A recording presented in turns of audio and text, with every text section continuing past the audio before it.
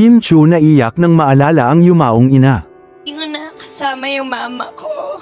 Hindi napigilan ni Kim Chu ang kanyang emosyon at naiyak sa episode ng It's Showtime matapos maungkat ang masakit na alaala ng kanyang yumaong ina. Sa isang segment ng show, tinanong ang aktres kung ano ang mga bagay na gusto pa sana niyang gawin kung buhay pa ang kanyang nanay. Sa simpleng tanong, bumigat bigla ang atmosphere sa studio dahil halatang biglang binal ika ni Kim ang mga panahong sila pa'y magkasama.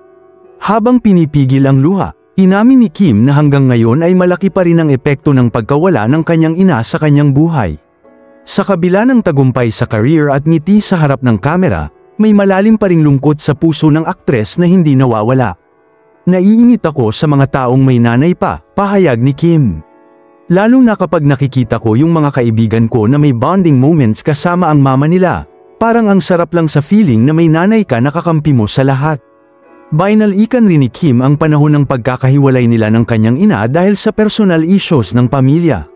Kahit may distansya sa pagitan nila noon, ramdam niya na mahal pa rin sila ng kanilang ina. Kahit hindi kami physically magkasama, ramdam namin ang pagmamahal niya. At yun yung baon ko hanggang ngayon, dagdag niya. Isa rin ito sa mga dahilan kung bakit naging matatag at independent si Kim Chu. Siguro kaya ganito ako ngayon.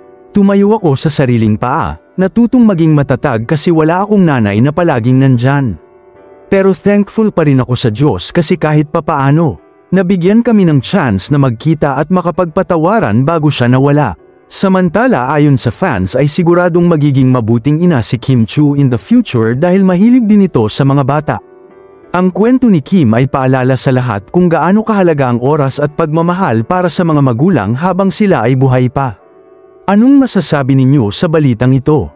Magkomento sa ibaba at maraming salamat sa panunood.